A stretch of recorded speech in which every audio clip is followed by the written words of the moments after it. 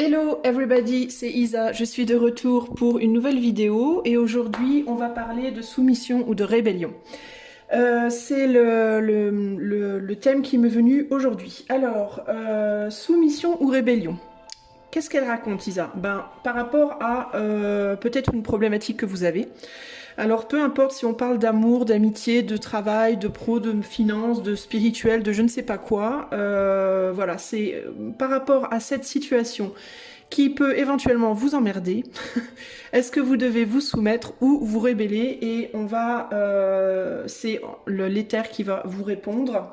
Alors en sachant évidemment que c'est un conseil, prenez ça comme un conseil, ne prenez pas ça comme une vérité absolue. Il faut ultimement évidemment toujours vous fier à le sentiment de vos tripes, n'est-ce pas, et pas ni au tirage de cartes ni voilà aux autres, mais essayez évidemment de bien ressentir ce que vous pensez également. Donc c'est ici pour vous donner peut-être un angle de vue. Ça peut être un angle, prenez ça comme un angle de vue, une perception, un point de réflexion pour essayer justement de voir comment vous vous sentez intérieurement. Pour faire ce tirage, je vais commencer par vous lire la description de la carte donc qui va illustrer le tirage, donc qui est une carte d'un oracle que l'on m'a offert avant-hier, qui est l'oracle du paradis et de l'enfer. Voilà. Un très chouette oracle qui allie justement l'ombre et la lumière, le pour, le contre, le positif, le négatif, et qui trouve un terrain de neutralité. Donc je vous le recommande, l'oracle du paradis et de l'enfer. Ici, on a la carte que j'ai tirée au sort, c'est la 33. Donc on va œuvrer sous l'énergie 33, avec l'ange Yehuia, soumission à un ordre supérieur, et son contraire, enfin son opposition, qui est du coup le démon Gaap, qui parle de rébellion. Donc justement, c'est de là qu'est m'est venu le thème. Est-ce qu'on se soumet ou est-ce qu'on se rebelle? Voilà. C'est pour ça que j'aime beaucoup cet oracle, parce qu'il y a vraiment les deux côtés ici. Hein, c'est pas partisan, on va dire. Donc ça me plaît beaucoup. Donc voilà la carte qui présidera, on va dire, le tirage. Ensuite, nous avons, je vais faire le tirage avec le Golden Universal Tarot, qui est celui-ci, qui est très connu. Hein. Je vais pas vous, il est vieux, hein, comme vous pouvez constater, il a vécu. Et le conseil dernier, le conseil final, viendra du prisme oracle que j'adore aussi. Voilà. Voilà les amis, alors pour vous faire choisir, eh bien comme nous sommes sous les anges et les démons, je vais vous faire choisir entre trois anges. Voilà, je vais éviter les démons, je ne vais pas mettre non plus en avant ça, mais voilà, trois anges. Donc voici, je vous mettrai, je vais d'abord vous lire pardon, la carte 33 et ensuite je vous mettrai les trois anges et vous pourrez choisir votre choix. Alors je vous lis la carte Yehuia, voilà. Pouvoir, ça veut dire pouvoir, le Dieu omniscient. Yahvé sait les pensées de l'homme et qu'elles sont du vent. Voilà. Alors, les personnes nées sous l'influence de cet ange aiment réussir sous tous les travaux dans leur domaine. Yehuia aide à reconnaître les traîtres et à détruire leurs projets et machinations, et il protège tous les chefs chrétiens et rend leurs sujets obéissants. Alors, Yehuia est un gardien de l'âme des personnes nées entre 10h40 et 11h. C'est un gardien moral des personnes nées le 21 avril, le 2 juillet, le 12 septembre, le 23 novembre et le 3 février. Et c'est le gardien physique des personnes nées entre le 27 et le 31 août. Alors, au niveau de son contraire de Gaap, qui est donc un prince, un président prince, Gaap, le 33e esprit, est un grand président et un prince puissant qui apparaît sous forme humaine quand le soleil est dans l'un des signes du sud. Son rôle consiste à rendre les gens ignorants mais érudits en philosophie et dans toutes les sciences humaines. Il peut provoquer l'amour ou la haine et vous enseigne à consacrer ce qui appartient à l'empire de son roi, Amémon. Gaap délivre les familiers de leur détention, donc les familiers c'est les animaux, hein, par d'autres magiciens et répond franchement et parfaitement aux questions sur le passé, le présent et le futur. Il gouverne 66 légions d'esprits et faisait partie de l'ordre des potentats, serviteurs des personnes nées entre le 27 et le 31 août. Voilà les amis, donc ça c'est pour la carte maîtresse.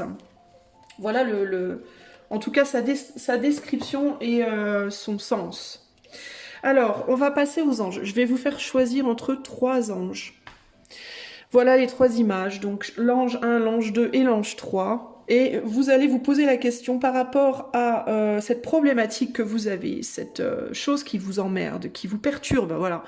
Ça peut être une personne, ça peut être une situation de vie, ça peut être une demande qu'on vous fait, ça peut être une injonction, ça peut être une situation que l'éther vous envoie et vous savez pas. Est-ce que je dois me rebeller contre ça? Est-ce que je dois lutter contre? Ou est-ce que je dois accepter et laisser couler? Voilà.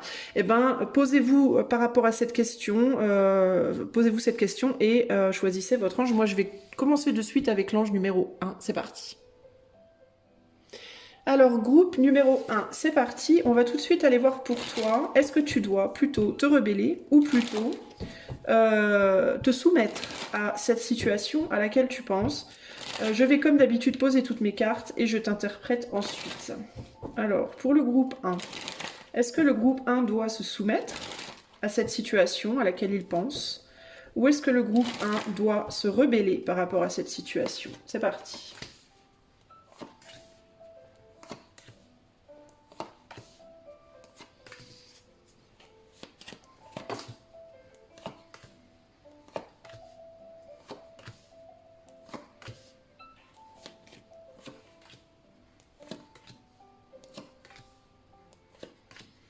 Alors, il y a l'idée que toi, tu as le choix. Bon, bah, on a tous le choix, concrètement. Ici, on termine sur l'idée du 7 de coupe.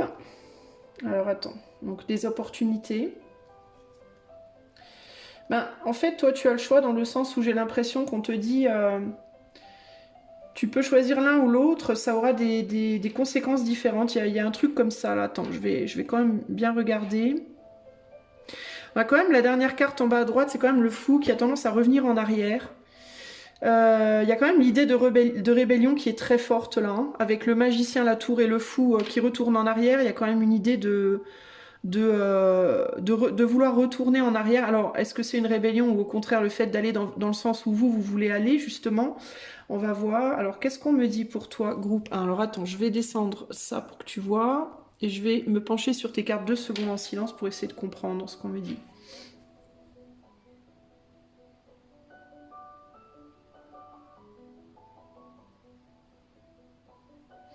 Moi, j'ai l'impression que tu portes plus en toi une idée de rébellion ici, qu'une idée d'aller dans le sens du courant. C'est ce que tu portes en toi. Et j'ai l'impression quand même que qu'on te dit de plutôt enfin, d'aller dans le sens de ce que toi tu veux. Donc si par rapport à la situation, t'es pas d'accord, si t'es pas d'accord par rapport à la situation, je pense qu'on te dit rebelle-toi.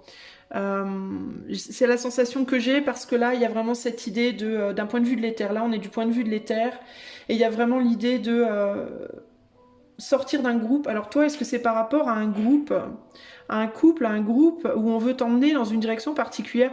Toi, j'ai l'impression qu'on te parle de suivre les désirs, les idéaux d'un groupe. Alors ça peut être de ta famille, ça peut être de ton couple. On dirait que tu te sens bloqué dans la manière dont les choses sont faites. C'est comme si tu avais la sensation que tu devais suivre les désirs et les envies ou œuvrer pour le rêve de personnes qui sont pas... mais d'un rêve qui n'est pas le tien, en fait. Et c'est comme si y a l'idée ici que c'est plus facile, ça te semble plus facile d'un point de vue, on va dire, journalier, contingence, etc. Mais que c'est pas dans ce sens-là que ça va t'aider, toi, à te renouveler et à prendre un nouveau départ. C'est ça qu'on te dit, là.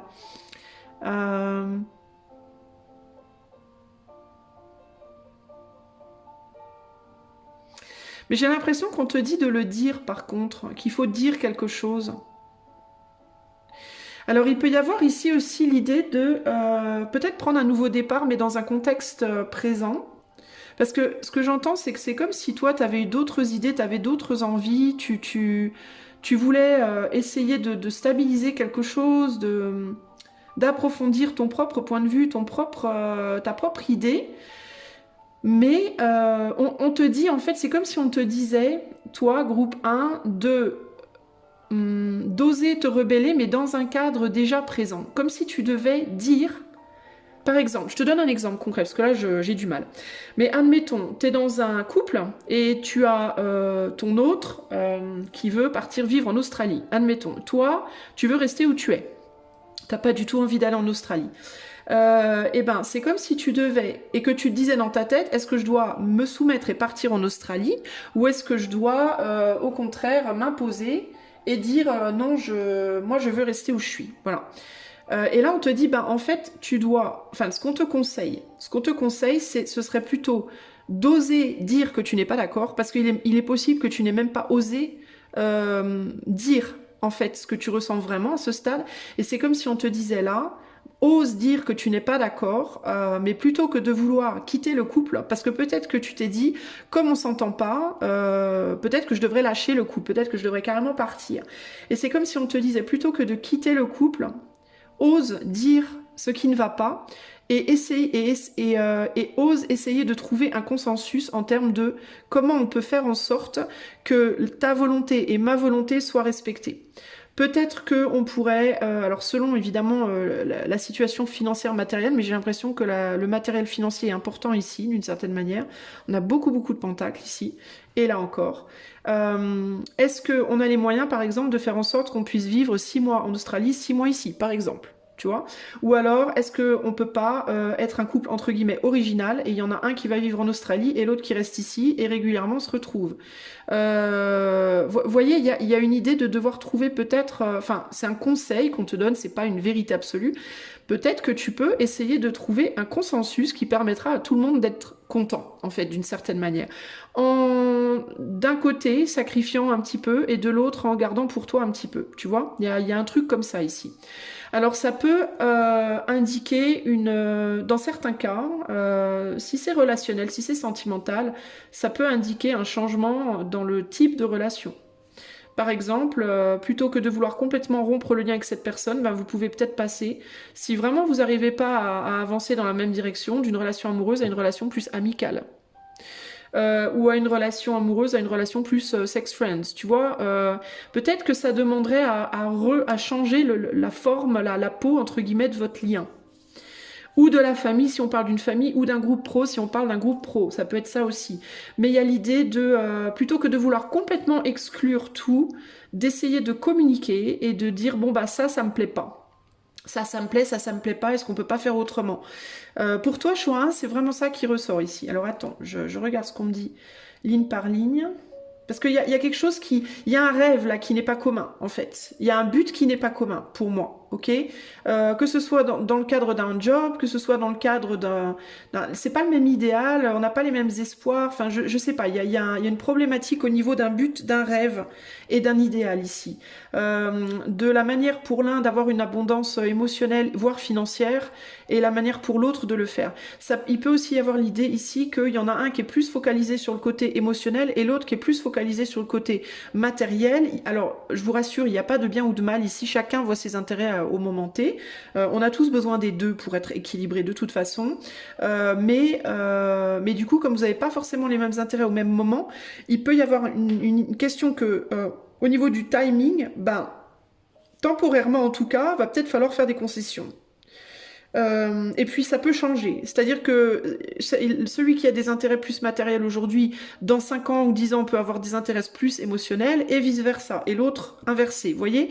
Donc il y a une idée que ici on est sur un cheminement et c'est comme si on vous disait c'est peut-être pas la peine de jeter le bain et le bébé avec l'eau du bain entre guillemets, peut-être que ce qu'il faudrait faire à la place c'est quand il y a des changements et que ça devient trop intense, quand il y a des changements comme ça d'idées, d'envie, de désir, de rêve, et que ça devient trop tendu, trop intense parce qu'on va trop dans les extrêmes à droite ou à gauche, peut-être plutôt que de vouloir tout casser, essayer de se poser, de discuter et de voir comment durant ces temps, on va dire d'extrême désir pour l'un ou pour l'autre, ou pour les uns ou les autres si on parle d'un groupe, essayer de remodeler un peu le truc pour que ça tienne, jusqu'à ce que celui ou celle pour qui il y a une forte envie de quelque chose, que ça soit un peu plus assouvi, on va dire, et que ça redescende en pression.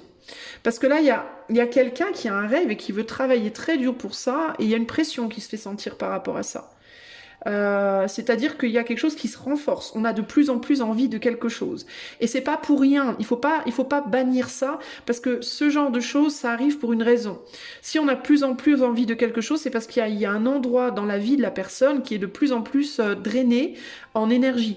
Si on a de plus en plus envie de sexe, c'est parce que ça fait longtemps qu'on n'a pas eu de sexe. Si on a de plus en plus envie d'argent, c'est parce qu'on en manque. Si on a de plus en plus envie d'amour, c'est parce qu'on en manque. Vous voyez, donc l'idée d'avoir très très envie de courir après quelque chose reflète un manque qui demande à être comblé d'une certaine manière. Ok, ça vient pas de nulle part, ça arrive pas là, comme par magie. C'est parce que sur une temporalité, il y a eu un manque fort qui s'est fait sentir, qui fait que la marmite elle bout et au bout d'un moment ça pète quoi. Hein. C'est clair en fait, hein, l'idée ici. Hein.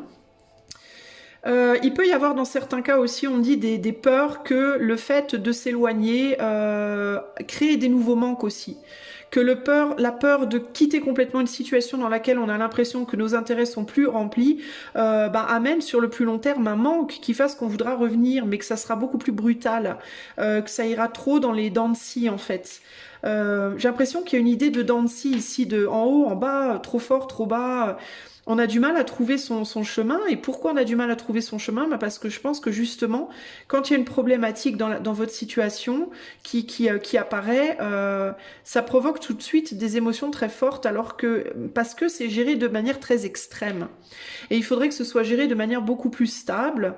Ou alors, si vous décidez de gérer les choses de manière extrême, à ce moment-là, il faut pouvoir assumer les conséquences qui vont être forcément des conséquences extrêmes en retour à la manière dont vous avez agi. Vous voyez ce que je veux dire? Au niveau du mental, ouais, il y a vraiment cette idée de moi, ce rêve n'est plus le mien, moi je veux aller œuvrer pour autre chose et j'ai envie de détruire quelque chose, j'ai envie d'aller miser sur une destruction complète et il y a vraiment cette idée de j'ai envie de tout raser pour reconstruire quelque chose, peut-être même que vous savez même pas encore trop quoi. Dans certains cas, il y a l'idée de je sais que c'est pas pour moi, mais je sais pas trop ce que je veux d'autre, vous savez pas trop ce que vous voulez. Et c'est peut-être pour ça d'ailleurs qu'on vous dit, vu que vous savez peut-être pas ce que vous voulez d'autre, en attendant de savoir, essayez peut-être de moduler dans votre situation présente plutôt que de vous retrouver, parce qu'il y a cette idée de réaction extrême égale situation extrême derrière. C'est-à-dire si vous rasez tout et que vous savez pas ce que vous voulez, vous allez vous retrouver dans le vide extrême. Vous voyez? Donc ça va être compliqué, quoi. D'un point de vue plus éthéré, là-haut, il y a vraiment cette idée de je veux me désolidariser d'un groupe, d'une union d'un groupe ou quoi au caisse, pour briller par moi-même, pour me rendre à moi-même des choses que j'ai perdues. Donc je vous dis, je vous redis, quand on va dans les extrêmes, c'est que ça fait longtemps qu'on manque de quelque chose. Mais encore une fois, il y a cette idée de attention, parce que cette tentation d'aller dans les extrêmes peut vous ramener en arrière sur un besoin de se reconstruire encore, peut vous ramener en arrière sur un schéma, on va dire, similaire en fait. Ici, il y a besoin, avant de mettre derrière soi quelque chose, peut-être d'abord, alors il y a deux possibilités. Petit A, dans la situation qui vous préoccupe, essayez de communiquer, de trouver des solutions pour qu'on arrive à faire fonctionner, pour qu'on arrive à peut-être se donner. J'ai l'impression que vous êtes en manque de quelque chose. Ça peut être manque d'argent, manque d'estime de soi, manque d'amour, manque de je sais pas quoi, manque de plaisir parce que ce que vous faites, ça vous plaît pas. Je ne sais pas. On est sur des situations qui peuvent être tellement diverses et variées que je peux pas vous dire avec plus de précision par rapport à ça. Mais on vous conseille deux choses. Petit A, peut-être de pas agir de manière trop extrême, de faire attention, de se restreindre, de vouloir faire des choses trop radicales et d'essayer d'abord de travailler à l'intérieur de vous comment vous en êtes arrivé là. Pour moi, il y a plusieurs choses qui résonnent ici. C'est déjà comment j'en suis arrivée à cette sensation de qu'est-ce que je dois faire, est-ce que je dois me rebeller ou me sacrifier, entre guillemets. Comment vous en êtes arrivé là? Qu'est-ce qui vous manque? Qu'est-ce qui fait que vous avez faim, soif d'autre chose et de cette force de faim ou de soif? Comment est-ce qu'il y a possibilité dans votre situation présente d'amener de moduler plutôt que d'aller dans le noir total ou le blanc total, de trouver une espèce de terrain de gris en attendant d'y voir plus clair en vous-même et de faire le travail en vous-même au jour le jour présentement pour essayer de définir qu'est-ce que vous voulez. Parce que vous savez, j'ai l'impression que vous savez pas vous savez ce que vous ne voulez pas, mais vous ne savez pas ce que vous voulez. Voyez? Donc là, il y a un besoin peut-être de retrouver l'équilibre. Il y a aussi un besoin de faire la lumière sur est-ce que dans votre jugement, vous êtes juste. Par exemple, si vous dites on fait toujours tout pour cette personne et jamais rien pour moi, est-ce que vous êtes absolument sûr que c'est vrai? Ou est-ce que on fait des choses pour vous, mais que vous êtes tellement focalisé sur l'injustice de faire quelque chose pour l'autre, que du coup, vous ne voyez même plus ce qui est fait pour vous? Par exemple, vous voyez, vous savez, j'ai l'impression que vous savez déjà que quelque chose doit être travaillé à l'intérieur de vous. Et je pense que c'est lié au matériel pour vous. Je pense que sur le plan matériel financier, vous êtes dans un déséquilibre et vous devez vous rééquilibrer. Et j'ai l'impression que là, on parle plus de sentiments. Mais est-ce que vous pouvez pas... Alors peut-être que vous vous dites, je dois sortir de ce couple parce que matériellement, je suis pas OP, j'ai besoin de travailler pour moi, j'ai besoin de faire de l'argent pour moi, j'ai besoin voilà, de travailler sur la valorisation de moi et je peux pas le faire dans le cadre de ce couple. Peut-être que vous pouvez... Peut-être que ce que vous pouvez faire, c'est rester dans le couple et dire à votre autre, écoute, mon chéri, ma chérie, j'ai compris à l'heure d'aujourd'hui que moi, j'ai besoin d'être plus proactif professionnellement, de me revaloriser moi-même, de me revaloriser professionnellement. J'ai envie de quitter le couple parce que j'ai la sensation qu'on peut pas le faire ensemble. Est-ce que tu penses qu'on peut trouver une solution pour que je puisse le faire et en même temps qu'on reste ensemble? Voilà. Il y a un besoin de communiquer et de dire les choses de manière extrêmement claire et extrêmement vraie. Voilà, sans rien cacher en fait. Je n'ai pas forcément envie de sortir de ce couple, mais je sens que je suis obligée peut-être parce que j'ai la sensation que toi, au sein du couple, tu veux que je fasse trop de choses pour toi et j'ai pas le temps de me valoriser moi. Tu me donnes pas assez d'argent, tu partages pas et du coup je sens que il faut que j'aille le faire moi. Tu me donnes pas assez d'amour, pas assez de ci, trop de ça, j'en sais rien. À vous de voir comment pour vous ça part. Mais il y a un côté comme ça. Je ne trouve pas ma place, je me sens pas valorisée. J'ai besoin de briller, j'ai besoin d'être vue, reconnue, entendue, valorisée, validée. J'ai besoin de me réaliser professionnellement. J'ai besoin de tout ça et avec toi je n'arrive pas à le faire parce que telle et telle raison. C'est un exemple que je vous donne. Hein. C'est pas nécessairement sentimental, ça peut être au sein d'une entreprise ou autre.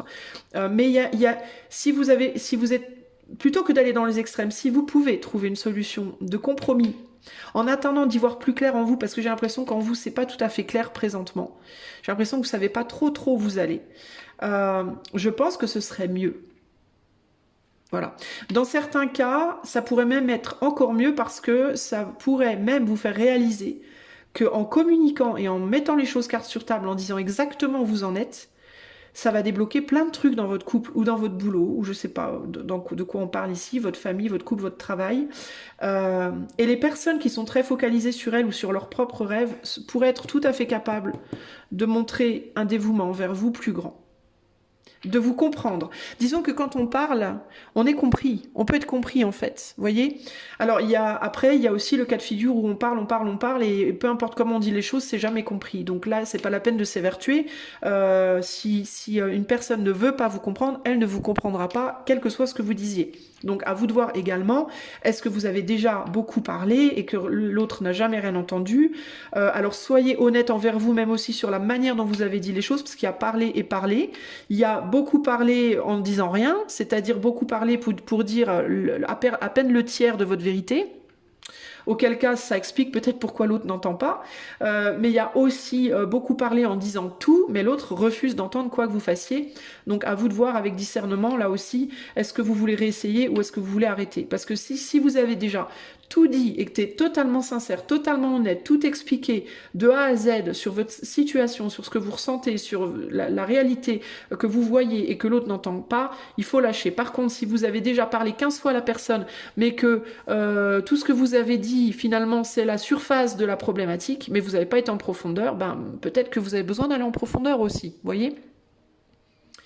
Donc pour vous, j'aurais tendance à vous dire rébellion, mais à moitié. Je sais jamais si on dit rébellion ou rébellion. Mais en tout cas, partiel. Partiel, c'est le conseil qu'on vous donne, partiel. Pourquoi? Parce que, à mon avis, vu vos cartes, il y a encore la possibilité éventuelle de rester dans la situation où vous êtes, mais de moduler en étant très carte sur table et franc et honnête et sincère, avec le cœur, avec tout, votre mental, votre cœur, tout. En disant voilà exactement aujourd'hui où j'en suis, qui je pense être, ce que je ressens, où je veux aller, ce que je trouve dans le lien, ce que je ne trouve pas dans le lien, ce que je voudrais faire, ce que je suis tentée de faire et que j'essaye de moduler avec toi aujourd'hui pour pas le faire. Est-ce que tu veux que je le fasse? Est-ce que tu veux pas que je le fasse? Etc. etc. etc. Donc là, il y a un besoin véritablement d'une grosse communication très franche, très claire, très honnête. Voilà. Pour voir s'il y a possibilité ou pas. Avant de passer à des actes trop cash, je pense. Ok?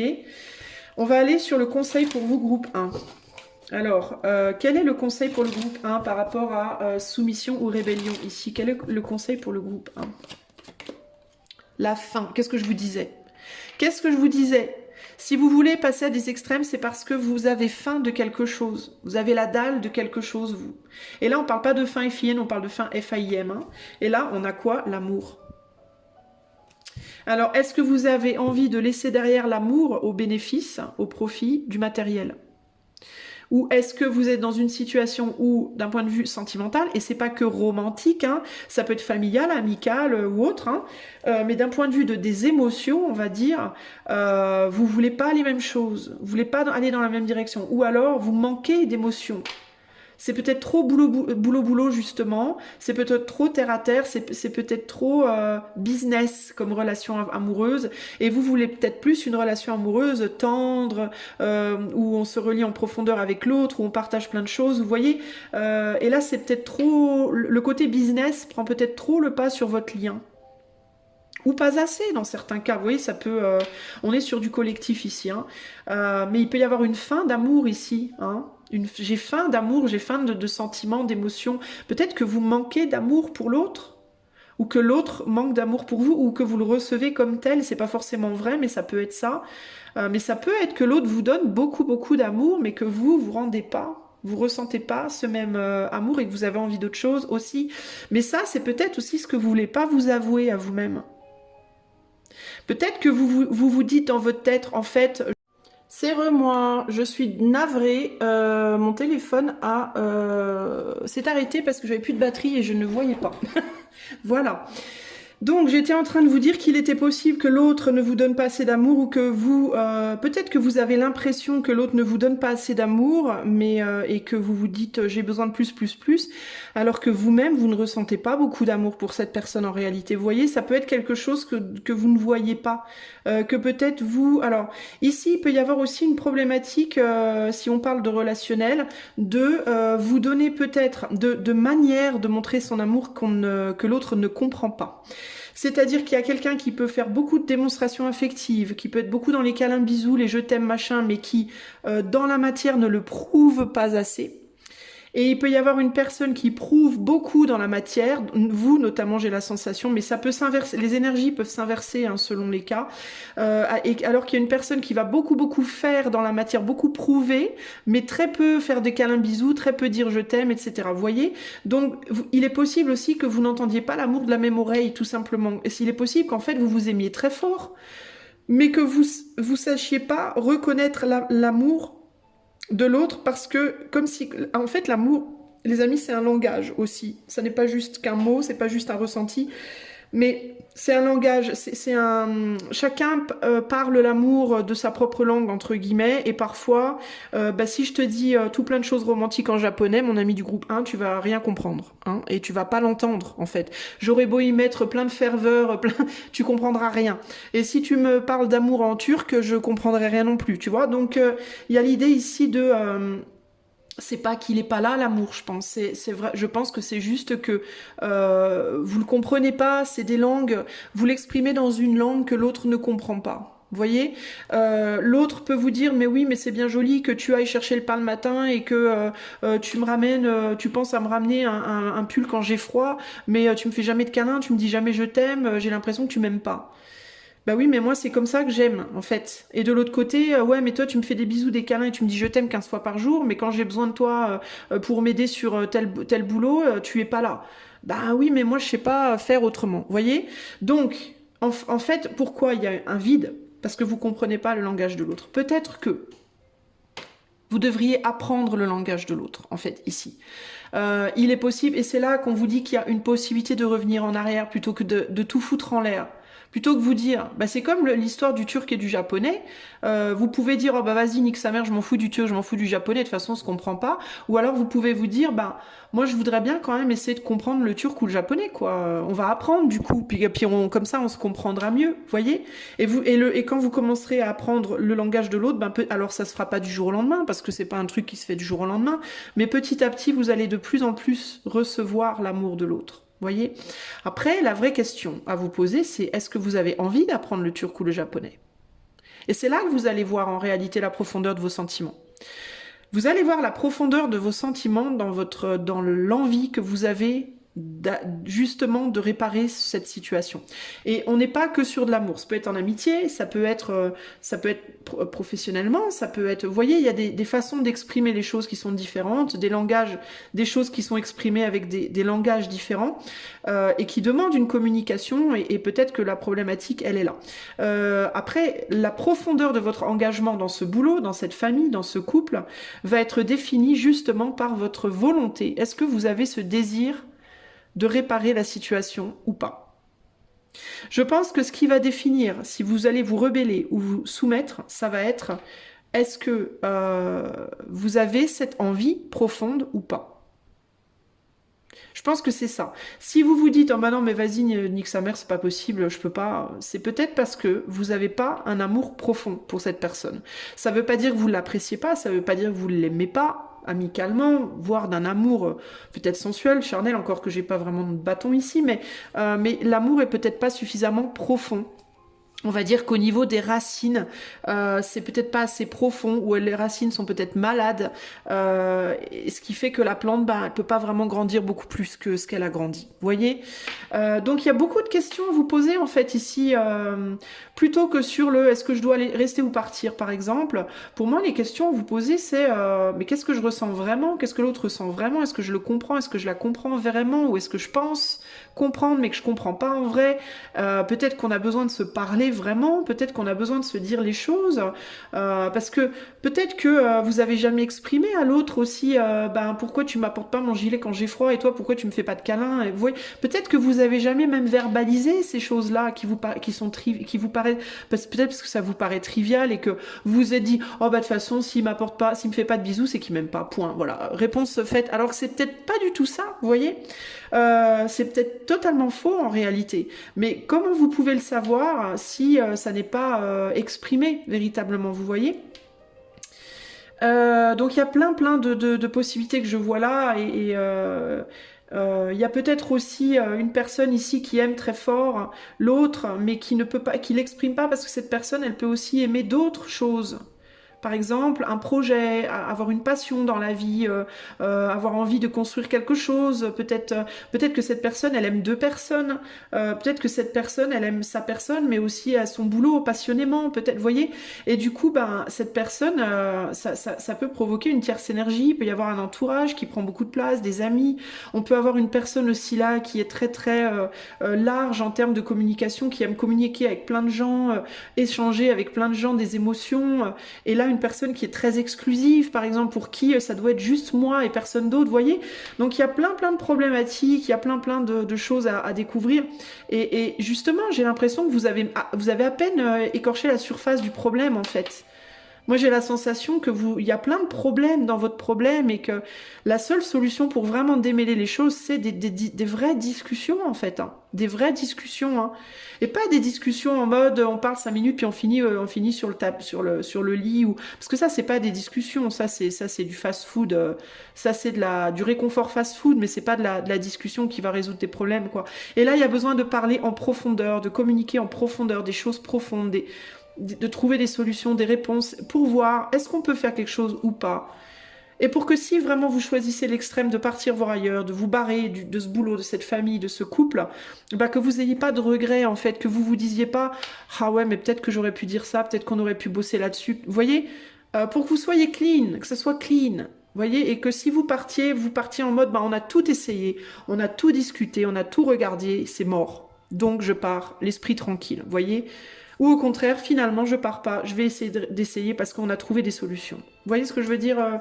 Alors, je vais vous lire la carte de la fin, là, qui vous dit « This card is not about the bodily hunger for food ». Donc, cette carte ne concerne pas la faim F-A-I-M du corps, mais la faim pour quelque chose de plus, un craving, donc une faim très forte, pour quelque chose qui va vous nourrir, qui va nourrir votre âme. Cela signale un désir profond pour que quelque chose vous emplisse, mais sur le point de vue mental, psychologique, mais ça peut être d'autres choses, hein, ça peut être sur le point de vue émotionnel, sur le point de vue, vous voyez, spirituel. Voilà, bah c'est marqué d'ailleurs, émotionnellement et spirituellement. Demandez-vous pourquoi, de quoi vous avez faim. Voilà, ça peut partir de ça. Vous pouvez déjà commencer par vous poser la question. Je vous disais au début du tirage, il vous faut vraiment faire un travail sur vous aussi parce que j'ai l'impression que vous-même, vous avez du mal à vous comprendre. Donc ça peut vraiment commencer par là. Alors vous pouvez faire ça tout seul, toute seule comme des grands, ou vous pouvez vous faire soutenir, aider par exemple moi, coach intuitive tarologue professionnel. Donc n'hésitez pas à utiliser le lien de mon site en barre de description, groupe 1 pour une consultation si vous ressentez le besoin et l'envie. Et sinon, bah, vous pouvez vous faire aider par des psys, des thérapeutes, toutes sortes de personnes, ou alors tout simplement vos amis, votre famille. Si vous avez des gens dans votre famille, vos amis à qui vous pouvez vraiment vous confier, qui peuvent vous guider. Mais j'ai envie de vous dire, la première personne à qui vous devriez parler, c'est votre boss, c'est votre autre, c'est cette personne de la famille, le chef de famille, si c'est par rapport à une famille. Vous voyez, il y a besoin, je pense qu'il y a besoin de nourrir aussi beaucoup ici la communication et l'échange émotionnel. Dites à l'autre ce que vous ressentez profondément, en fait, hein, concrètement. Je pense que c'est la première chose à faire. Voilà pour vous, groupe 1. J'espère que cela vous aidera. Je vous fais des gros bisous. Jusqu'à la prochaine et à bientôt. Ciao, ciao. Groupe numéro 2. C'est parti. On va aller voir tout de suite. Est-ce que dans ta situation précise, est-ce que tu dois plutôt, ou est-ce qu'on te conseille plutôt, est-ce que l'éther te conseille plutôt de te soumettre à la situation ou plutôt de te rebeller par rapport à cette situation? Pour le groupe 2. Qu'est-ce que l'éther conseille au groupe 2 par rapport à leur problématique à laquelle ils vont penser, ils pensent, de se soumettre ou de se rebeller? Allez, je mets les cartes et je t'explique tout après.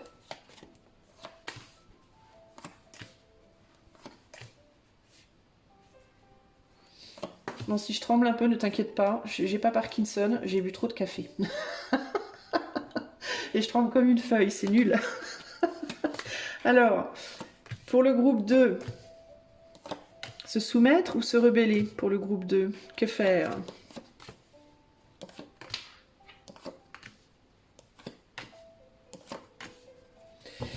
Alors, en dos de jeu, nous avons le monde.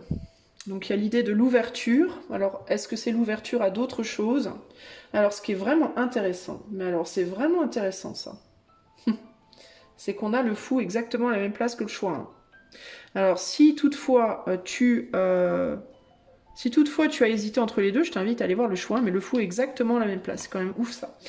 Alors, je te demande un instant, je recadre et je vais t'expliquer un peu tout ça dès que j'ai le fil. Bon, ici, la première chose qui me vient, c'est une fuite des émotions, une fuite des... On cherche à fuir, on veut pas... Il peut y avoir un désir d'un nouveau départ pour ne pas regarder quelque chose qui appelle à être vu, un déni. Vous êtes dans une forme de déni, groupe 2. Par rapport à quelque chose, quelqu'un, je ne sais pas ce que c'est, mais... Ouais, vous voulez pas voir en face quelque chose, vous fermez les yeux sur quelque chose, ou alors vous ne voyez pas, hein. Peut-être que c'est peut-être pas vous, hein. C'est peut-être qu'on vous bouche la vue, peut-être aussi, hein. Mais vous y voyez pas clair sur une situation, mais vous fuyez l'idée d'aller faire un travail là-dessus, par contre. Vous voulez pas aller dans votre intériorité. Et ça, c'est un problème. Parce que se poser la question de est-ce que je me soumets ou est-ce que je me rebelle quand on refuse d'aller voir en profondeur des enjeux, c'est très très risqué. D'ailleurs, ce fou ici, qui est la dernière carte du jeu, elle retourne en arrière. Donc j'ai l'impression qu'on vous conseille, comme le groupe 1, de retourner en arrière. Alors ça ne veut pas dire qu'il faut vous soumettre ou vous rebeller, mais il y a un besoin d'aller voir quelque chose que vous ne voulez pas regarder présentement. Au niveau de votre mental, j'ai l'impression qu'il y a quelqu'un, groupe 2, qui veut faire quelque chose avec vous et vous ne voulez pas le voir ou l'entendre. Vous voulez vous évertuer à... Vous voulez pas accepter quelque chose.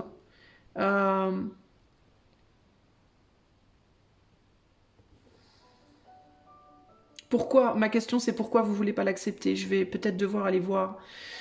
Mais vous travaillez avec quelqu'un, on a quand même le 3 de Pentacle au centre du tirage, donc vous œuvrez à quelque chose avec quelqu'un, alors c'est pas nécessairement, ça peut être pro, mais ça peut aussi être familial, sentimental, etc.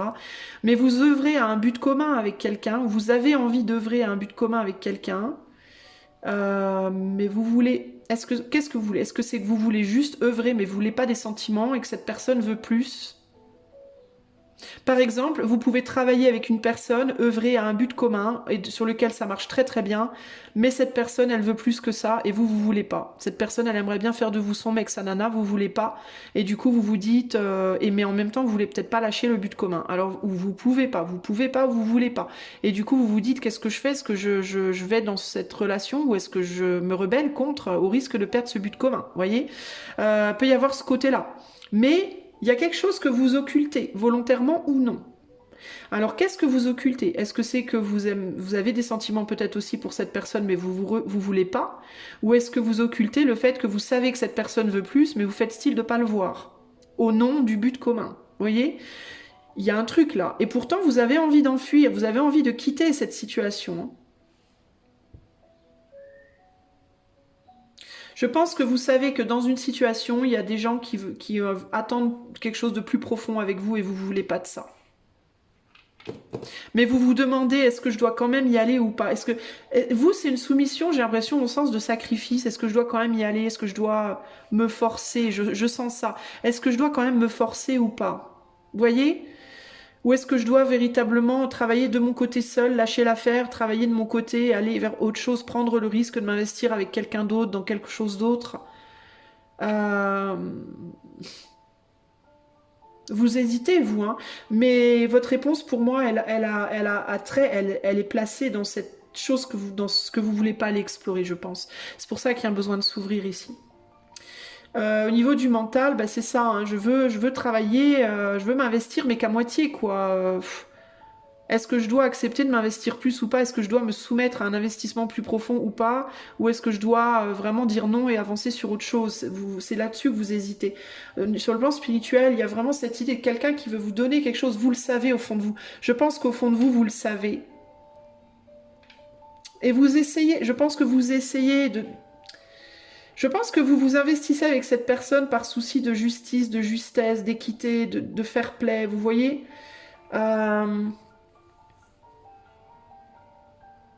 Vous vous êtes engagé peut-être avec quelqu'un, ça peut être dans un boulot, ça peut être dans une relation. Dans certains cas, vous avez eu des enfants, enfin j'ai pas les enfants qui ressortent, mais peut-être que vous êtes dans un truc commun parce que par exemple vous êtes avec une personne de votre passé, vous êtes dans un couple, il y a des enfants, vous savez que votre autre vous aime, mais vous l'aimez plus, mais vous voulez pas partir parce qu'il y a les enfants. Enfin vous voyez, il y a une raison commune qui fait que c'est délicat.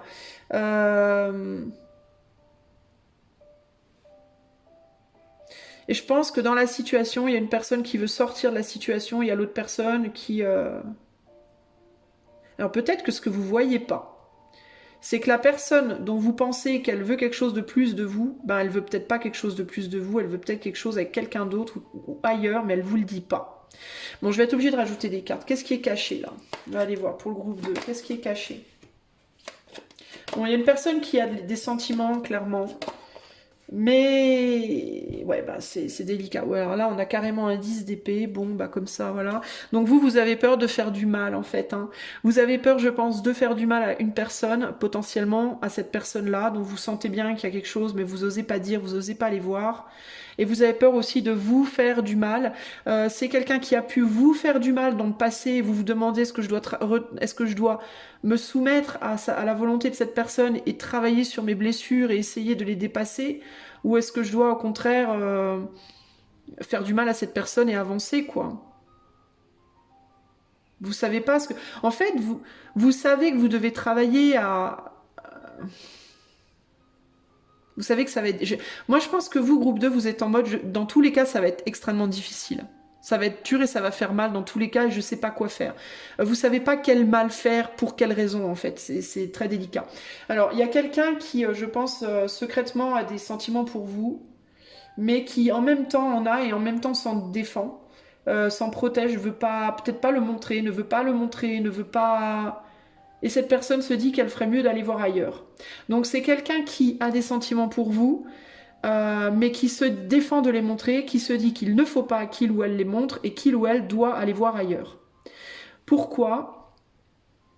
Parce que cette personne, je pense que cette personne se dit que vous ne voulez pas de lui, vous ne voulez pas d'elle, de toute façon, donc à quoi bon montrer quoi que ce soit. Et j'ai la sensation qu'il est fort possible que cette personne, elle soit comme vous, elle se dise, vaut mieux pas que j'y aille. La question c'est qu'est-ce que vous ressentez pour cette personne. Moi j'ai pas la sensation que vous aimez cette personne. Si on parle de sentimental, ok. Si on parle d'un travail, un projet de cœur, de famille, d'amis ou autre, c'est pareil. J'ai l'impression qu'on n'est pas sur les mêmes sentiments ici. Mais vous, c'est le 10 d'épée qui blesse ici, hein. Ouais, il y a eu des problèmes, on est bloqué à cause de douleurs, hein, de choses qui sont très très douloureuses. Hein. On est sur un, c'est quoi, le 4, l'empereur. Ouais, il y a un homme qui a affligé beaucoup de douleurs. Il y a une personne qui a infligé à l'autre beaucoup de douleurs, voire même vous êtes infligé beaucoup de douleurs. Peut-être que c'est réciproque, hein, peut-être que vous, tous les deux, hein, vous vous êtes infligé beaucoup de douleurs.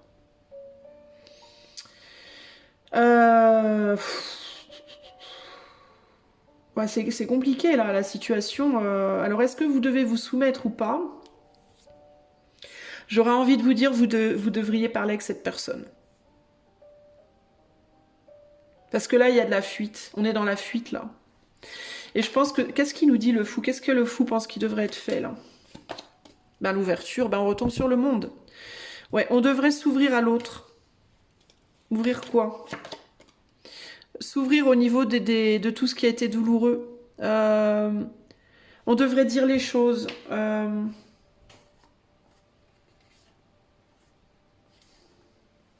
Il y a une famille qui a potentiellement été construite ici avec cette personne.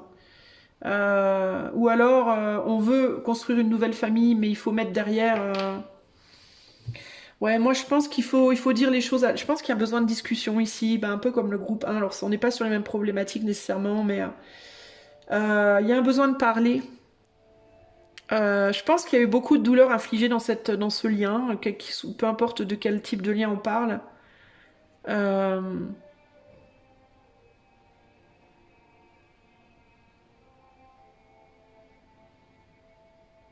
Il y a une personne qui a eu le sentiment d'avoir été lésée dans la relation aussi.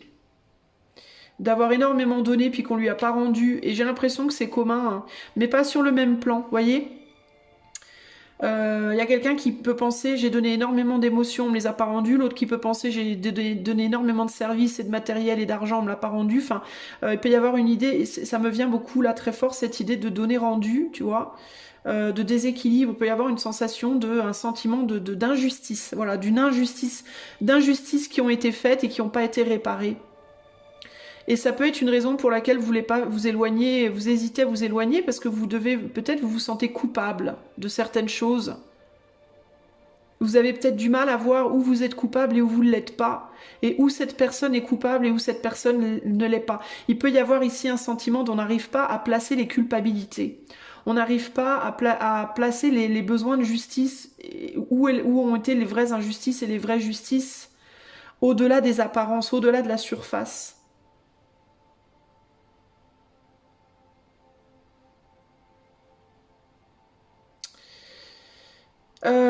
Peut-être que même vous vous dites, je vois où cette personne a été injuste avec moi, mais je pense peut-être que j'ai pu être injuste avec cette personne sur tel ou tel point, mais j'ose pas le dire, j'ose pas le voir, parce que je veux pas moi le voir aussi, vous voyez.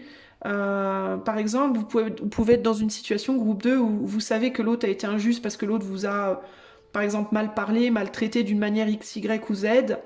et que vous vous dites, ben moi en même temps j'ai menti là-dessus, ou j'ai pas été vraiment sincère là-dessus, ouais, mais en même temps l'autre a fait tellement plus grave. Vous voyez, il y a vraiment cette notion pour moi ici de peser le pour et le plus et le moins, ouais, qu'est-ce que moi j'ai donné là de plus et qu'est-ce que l'autre a fait là de plus ou de moins, etc. Et il peut y avoir des enjeux de compétition dans cette relation de qui fait plus que l'autre, qui a donné plus que l'autre, qui doit à l'autre. D'ailleurs, vous pouvez être beaucoup dans ce genre de discussion.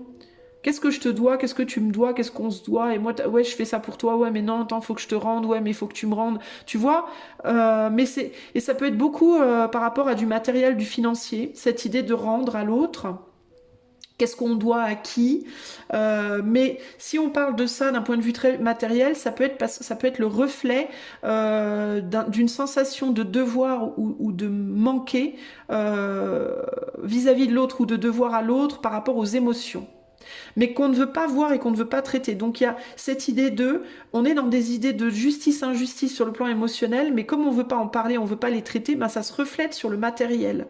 Du coup, il est possible que vous pouviez beaucoup discuter, vous, de qui doit quoi à qui, vous voyez? Qui l'a fait à l'envers à qui doit quoi à qui, ouais mais toi, machin. Sur des trucs très matériels, très financiers, très qu'on peut voir et toucher, euh, en relation à... si vous avez toujours l'impression de devoir quelque chose à cette personne, du style je te dois un service, je te dois de l'argent, je te dois une théière, je te dois je sais pas quoi, bah c'est peut-être parce que intérieurement vous avez la sensation de devoir quelque chose sur le plan émotionnel, mais vous voulez pas aller voir, vous voulez pas y toucher à ça. Donc vous reflétez ça dans la matière. Mais il y a un sentiment de culpabilité pour moi chez vous que vous devez adresser avec cette personne et qui va débloquer du coup des choses. Il peut y avoir aussi un sentiment d'injustice, c'est-à-dire que vous pouvez penser que l'autre a été injuste avec vous sur le plan émotionnel et du coup vous demandez une forme de réparation dans la matière, sur des trucs matériels, parce que vous n'osez pas adresser cette injustice émotionnelle. Vous voyez, donc il faut travailler sur les deux plans ici. Hein. Elle est vachement bien, hein. Cet oracle, son influence, elle est top parce que elle fait vraiment travailler sur les deux plans, la surface et la profondeur. C'est hyper...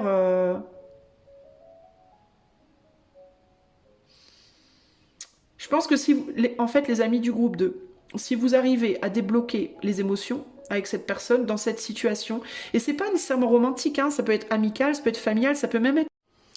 Bon les amis, me revoici encore pour la deuxième fois. J'ai des gros problèmes avec mon téléphone, ça tient plus du tout la charge, c'est un bordel pas possible. Donc j'ai été coupée sur le choix 1 et je me retrouve coupée sur le groupe 2 et il me reste encore un groupe à faire, ça va être folklore. Bref, je disais que c'était valide tout ça pour n'importe quel type de relation, ça pouvait être sentimental, amical, familial, ça peut même être professionnel. J'étais en train de vous expliquer que même sur le plan professionnel, les émotions pouvaient être impliquées. Parce que sur le plan professionnel, des fois il y a des histoires d'amour entre collègues, des fois il y a des situations où le patron, la patronne vous fait vous sentir triste, je sais pas, ou heureux, ou j'en sais rien, mais il peut y avoir des enjeux relationnels, émotionnels, même sur des situations pro. Bref. Donc pour vous, voilà, en tout cas globalement ce que j'avais à dire.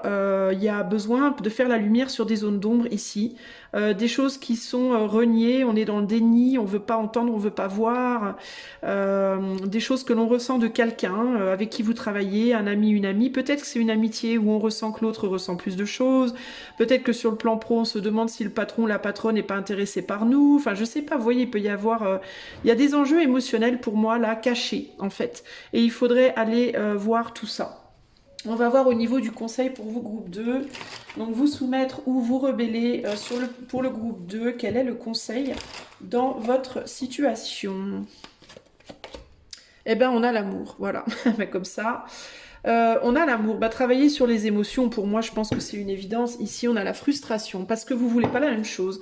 Pour moi, vous êtes dans une situation où vous ne voulez pas la même chose que la personne avec laquelle vous êtes impliqué. Donc, je vous dis, c'est relationnel, c'est professionnel, c'est amical, je ne sais pas. Mais pour moi, il y en a un qui veut peut-être juste travailler, juste une relation amicale et l'autre veut plus. Ou alors, vous voulez peut-être plus vous-même, mais vous êtes en déni par rapport à ça, ou l'autre pense que vous l'êtes. Vous voyez, il y a des choses à clarifier ici évidentes. Alors, l'amour vous dit... suis désolée les amis, mais je me sens un petit peu obligée d'aller un peu plus vite aussi du fait de mes ennuis techniques là. L'amour vous dit, cette carte arrive, quand cette carte arrive, il y a un signe qu'il faut noter, réaliser qu'il y a de l'amour qui existe dans votre vie, que ce soit platonique, romantique, familial ou même un intérêt très fort. Ouais, alors, où et quand est-ce que l'amour se manifeste dans votre vie? Est-ce que vous pouvez embrasser cela ou pas? Et je pense que ça vient d'une personne qui est autour de vous, pour moi, ici. Alors ça peut être aussi, si c'est pas une personne, ça peut être dans quelque chose que vous faites. Peut-être que vous voulez quitter un job, par exemple. Vous vous demandez est-ce que je dois me soumettre à des nouvelles régulations, est-ce que je dois quitter ce travail ou pas. Mais peut-être que vous aimez ce travail. Vous voyez, donc il y a, même si c'est pas par rapport à une personne, ça peut même être par rapport à un job, par rapport à une situation où malgré tout il y a de l'amour, et c'est ça en fait qui va vous permettre de décider si vous devez vous soumettre ou vous rebeller.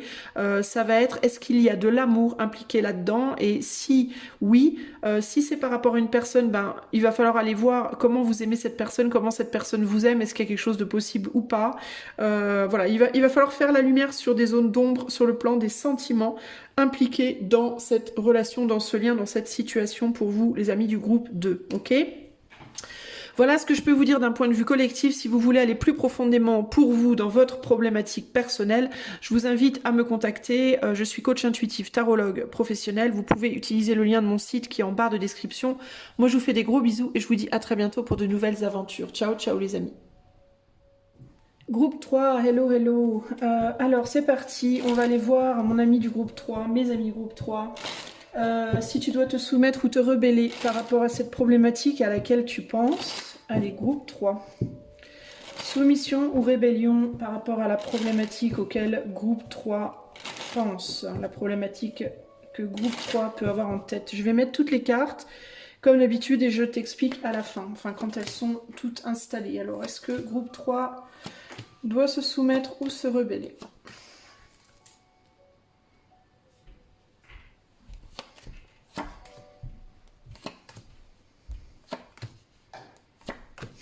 Le diable au centre du tirage. Est-ce que groupe 3 doit se soumettre ou se rebeller dans la situation?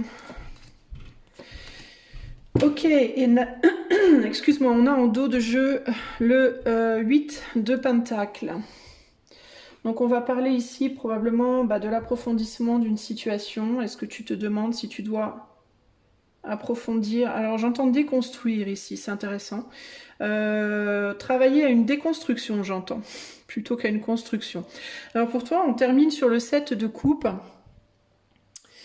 Alors, je vais te recadrer ça et je vais me concentrer sur le tirage pour voir ce que ça me dit. Il faut que je cherche le fil conducteur entre guillemets. Alors, qu'est-ce qu'on me dit ici? Alors toi, on dirait que tu as construit quelque chose et que tu te demandes si tu dois. Alors, est-ce que tu dois te soumettre à la manière dont la chose a été construite là, présentement, en mode c'est comme ça, je peux pas faire autrement, je peux pas changer ça, je laisse faire, ou je déconstruis pour reconstruire. Toi, j'ai l'impression qu'on te parle d'une situation qui est long terme, comme si tu avais déjà construit quelque chose qui est depuis longtemps. Et là, mais il y a ce sentiment de vouloir quelque chose d'autre, quelque chose de différent. Alors, ou bien transformer ce que tu as construit pour que ça aille vers quelque chose de nouveau, de différent, ou alors carrément mettre fin pour redémarrer quelque chose de nouveau. Mais il y a cette idée de toi à l'opposé de construction, une idée de déconstruction. Alors, attends. Il peut y avoir aussi l'idée de le matériel et la matière et tout ça versus la superficialité versus la profondeur. Il peut y avoir quelque chose comme ça, ou le matériel versus les émotions. Tu vois ?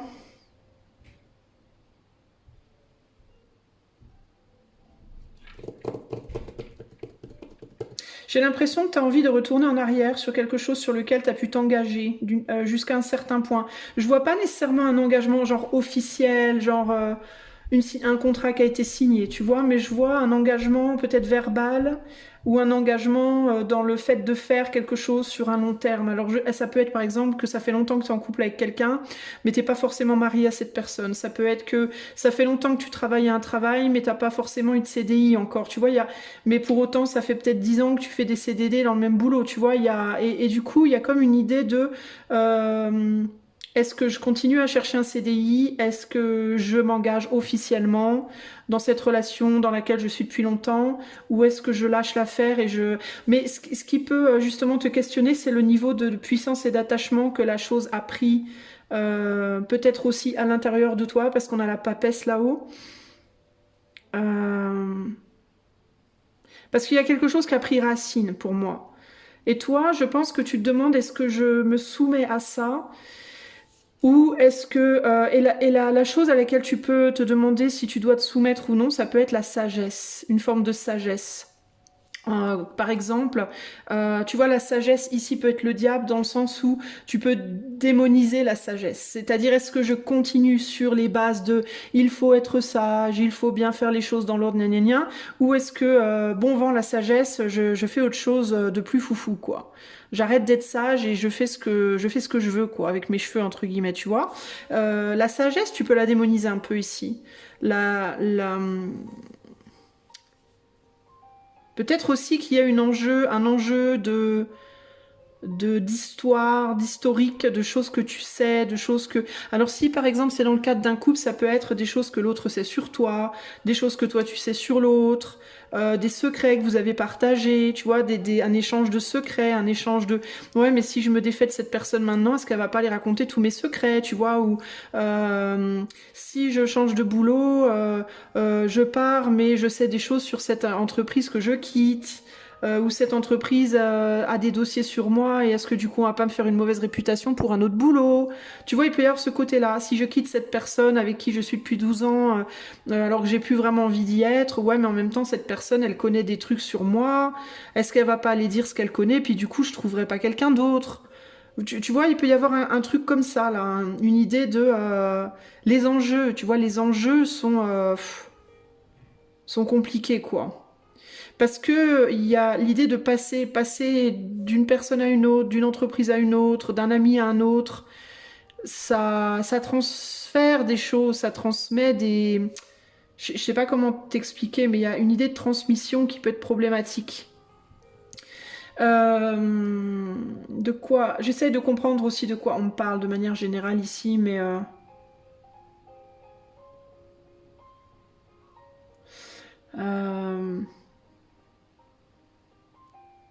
Il peut y avoir, si c'est dans le cadre d'un couple, il peut y avoir une personne qui s'est éloignée de toi, qui est là physiquement, mais qui n'est plus vraiment là dans la matière. Non, pardon. Qui est là dans la matière, pardon, mais qui n'est plus vraiment là dans les émotions. Mais avec qui tu as construit, et il y a l'idée de... C'est comme si cette personne, elle voulait que tu restes avec lui ou avec elle, même si il ou elle n'a plus de sentiments pour toi, à des fins de un peu de possessivité, un peu de tu es ma chose, tu es à moi. Il y a un truc comme ça ici. On a construit ensemble, et même si on n'est pas d'accord, ben on a construit ensemble, on s'est engagé, il faut que ça reste comme ça. Voilà, il y a un truc comme ça là, tu vois.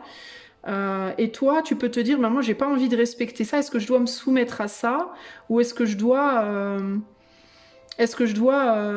bah, cette personne, d'une certaine manière, émotionnellement, elle s'est désengagée. Donc, est-ce que moi, je peux aussi me désengager? Tu vois, il peut y avoir un truc un peu dans ce style-là.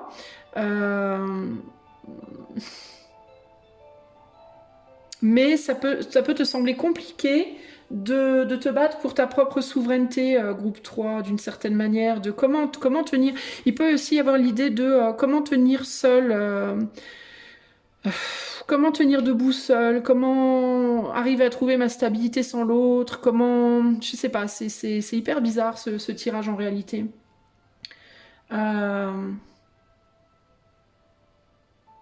que j'ai l'impression que toi, tu veux travailler sur ta propre stabilité, sur ta propre souveraineté, mais tu veux pas perdre quelque chose avec cette autre. Il y a un truc que tu veux pas perdre. J'ai du mal à vraiment comprendre ce que c'est. dirait que l'autre te donne quand même quelque chose, t'apporte quand même un élément de quelque chose dont tu as besoin. Alors est-ce que c'est aussi que tu as envie te désengager, mais qu'en même temps l'autre t'apporte quand même un truc. Alors je ne sais pas exactement ce que c'est. Disons que l'autre t'apporte une partie de ce que tu cherches. Voilà. Mais pas tout. Il manque un truc. Et du coup, tu veux peut-être pas. Dans certains cas, on peut parler d'une relation sexuelle. Hein. Dans certains cas, tu peux par exemple être avec une personne qui sexuellement, ça le fait grave, qui t'apporte énormément sur le plan sexuel, purement sexuel, charnel, mais y a pas de profondeur d'émotion, tu vois. Et ça te manque. Et du coup, il peut y avoir l'idée de, je voudrais bien aller chercher cette profondeur d'émotion, mais en même temps, si je le fais, je vais perdre cette sexualité-là, qui est géniale, et comment je vais faire sans, en fait, tu vois.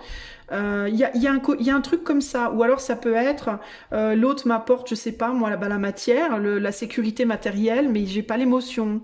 Alors comment je fais pour aller chercher l'émotion sans perdre la sexualité? Donc tu vois, il y a un truc comme ça de mais comment faire pour aller chercher ce qui me manque sans perdre ce que j'ai en fait, sans perdre ce côté-là qui me plaît finalement. Il peut y avoir des luttes de pouvoir, des luttes d'ego, des enjeux de domination, on n'est pas d'accord. Il peut y avoir aussi une difficulté à vivre ensemble dans certains cas, si c'est par rapport à un couple ou une famille. Il peut y avoir l'idée de j'aime cette personne, j'aime ma famille, mais j'arrive pas à vivre avec eux, on se prend la tête tout le temps, ça va pas. Donc en même temps, j'ai envie d'aller construire mon truc à moi et en même temps, je veux pas perdre cette personne ou ma famille. Ça peut être j'adore mon travail mais je m'entends pas avec les collègues. Je voudrais aller chercher, je voudrais d'autres collègues mais je veux pas perdre mon boulot. Ou alors j'adore mes collègues mais j'aime pas mon boulot donc je veux un autre boulot mais je veux pas perdre mes collègues. Tu vois, il y a un truc, il y a quelque chose comme ça qui se joue là et c'est ça qui te fait te poser la question, est-ce que je me soumets à ce côté chiant qui me manque pour garder ce que j'ai déjà qui me plaît? Ou est-ce que je me rebelle et je vais chercher ce qui me manque, mais au risque de perdre ce qui me plaît, quoi. Et là, en fait, ce qu'on te dit là concrètement, j'ai l'impression, groupe 3, c'est peut-être qu'il faut que tu mesures, est-ce que ce qui te manque est plus important pour toi que ce que tu as déjà, ou est-ce que ce que tu as déjà est plus important pour toi que ce qui te manque?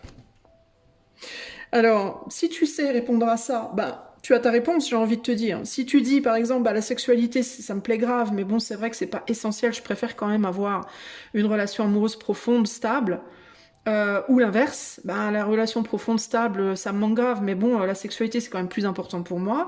Et à ce moment-là, on te dit, bats-toi pour ce qui est vraiment plus important pour toi. En tout cas, à l'heure d'aujourd'hui, puisque, encore une fois, on parle du moment présent, de la période présente, mais peut-être que dans 10 ans, ça sera autre chose pour toi, tu vois, auquel cas, tu pourras partir, tu pourras faire autre chose à ce moment-là. Si tu en as le courage, évidemment. Après, si tu es en mode, les deux, j'ai besoin des deux, ah là c'est compliqué. Si tu as besoin des deux, alors je vais te dire si tu as besoin des deux, mais qu'avec la personne avec qui tu es, admettons qu'on parle de romantisme, hein, la personne avec qui tu es, c'est impossible d'avoir les deux. J'ai envie de te dire, il va peut-être falloir que tu prennes ton courage à deux mains et que tu lâches la personne que tu as et que tu ailles chercher quelqu'un avec qui tu pourras avoir les deux. Parce que admettons que sexuellement ça le fait grave avec cette personne avec qui tu es là.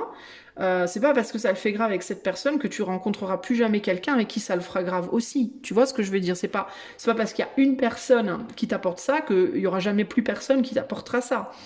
De la même manière que si ce que tu as c'est l'amour et qu'il te manque la sexualité, mais que la sexualité est plus importante pour toi, c'est pas parce que cette personne-là elle t'aime grave que tu retrouveras plus personne qui t'aimera pareil ou différemment peut-être, mais aussi fort, tu vois.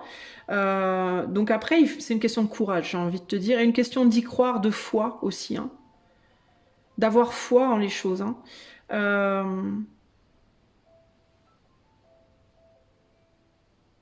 J'ai l'impression qu'il y a une femme, alors si tu as un homme, là il y a une femme qui est bien installée dans ta vie et qui probablement n'a pas du tout l'intention de la quitter ta vie. C'est-à-dire qu'elle va se battre bec et ongle pour rester et tu peux te demander si tu vas avoir le courage de la repousser justement. Potentiellement parce que la sexualité est forte. et que cette femme, elle peut...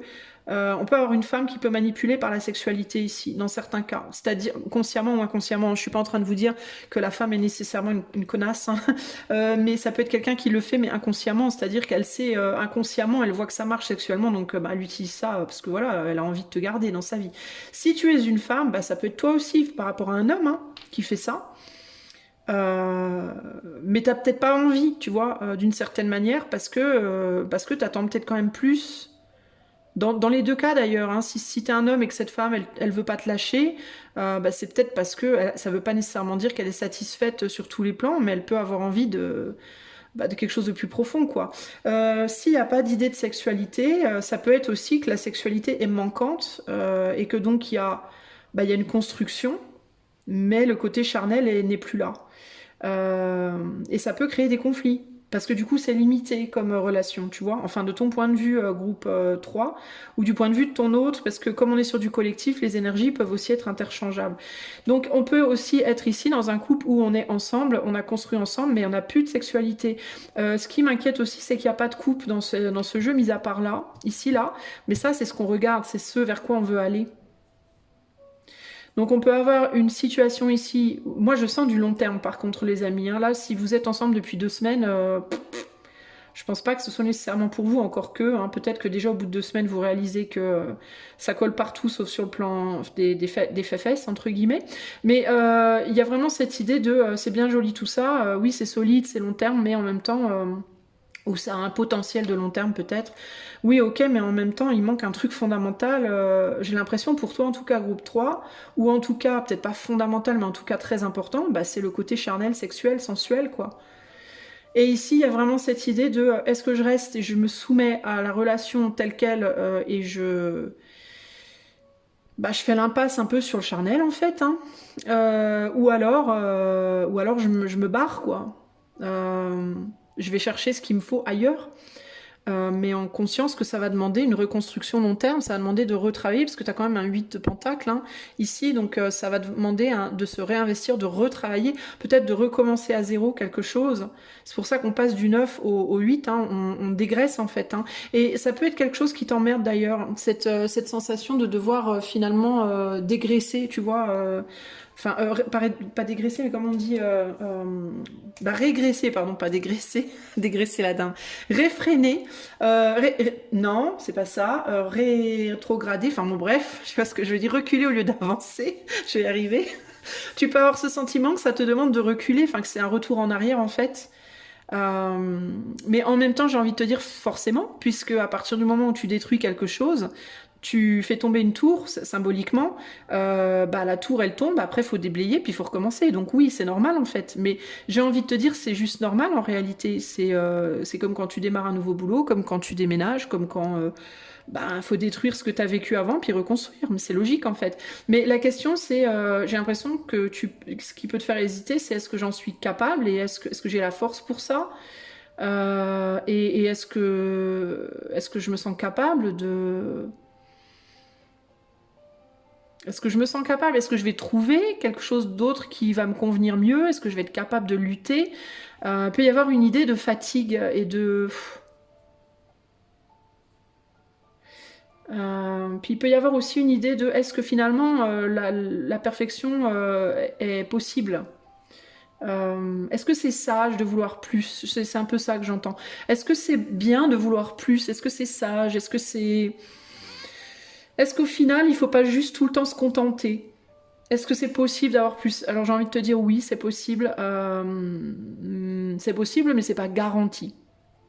Pour moi, alors ma vision personnelle, donc attention, disclaimer, j'inclus ma vision personnelle. Bon en fait je fais pas de disclaimer parce que de toute façon je l'inclus tout le temps, mais c'est normal, c'est ma chaîne, donc je vais pas m'en priver. Mais personnellement je pense que il est absolument possible pour tout le monde d'avoir son idéal réalisé, matérialisé. Dans n'importe quel domaine d'ailleurs, hein. Je pense que c'est vraiment possible d'avoir un idéal comme ça, un couple où tout est top, c'est-à-dire la sexualité, les sentiments. Je pense que c'est vraiment possible. Je pense qu'on peut trouver ça. Mais je pense aussi que c'est au prix d'un travail sur soi déjà à la base très fort. Parce que pour manifester un idéal, il faut déjà savoir qui on est. Une fois qu'on sait qui on est, il faut savoir ce qu'on veut. Et une fois qu'on sait ce qu'on veut, il faut savoir comment manipuler le visible et l'invisible pour se mettre dans une position d'équilibre suffisamment fort pour attirer à soi quelqu'un qui sera comme ça aussi. C'est-à-dire que si par exemple tu veux une relation où la sexualité est au top et l'amour est au top et le matériel est au top, ben pour que ça se manifeste extérieurement, il va falloir d'abord que tu le manifestes en toi. C'est-à-dire qu'il va falloir d'abord que ta sexualité soit saine, qu'au niveau de l'argent, ce soit sain, ta situation elle soit stable et saine, qu'au niveau de tes sentiments, tu sois au clair avec toi-même, que ce soit stable et sain. Et seulement si tu arrives à faire ça en toi déjà à la base, alors tu attireras à toi quelqu'un qui vibre comme ça aussi. Et tu pourras avoir cela. Donc je pense que, et c'est probablement au final, parce qu'au final, tout ce qui se passe autour de toi dans la matière, donc le boulot que t'attires, les gens que t'attires, l'amour que t'attires, etc., ce n'est que le reflet, c'est pour te montrer ce qui se passe à l'intérieur de toi. Si t'attires une relation amoureuse déséquilibrée, ça veut dire que dans le déséquilibre de ta relation, bah, à l'intérieur de toi, il y a un déséquilibre par rapport à ça. Et donc la personne que t'as attirée, elle est aussi dans un déséquilibre probablement par rapport à la même chose que toi. Un déséquilibre qui s'exprimera pas forcément de la même façon, qui aura pas forcément la même couleur, mais qui sera néanmoins présent. Si tu es une personne très équilibrée sexuellement, il y a de très fortes chances que tu attires à toi une personne très équilibrée sexuellement, etc., etc. Pareil sur le plan du travail, pareil sur ce qui t'arrive financièrement, etc., etc.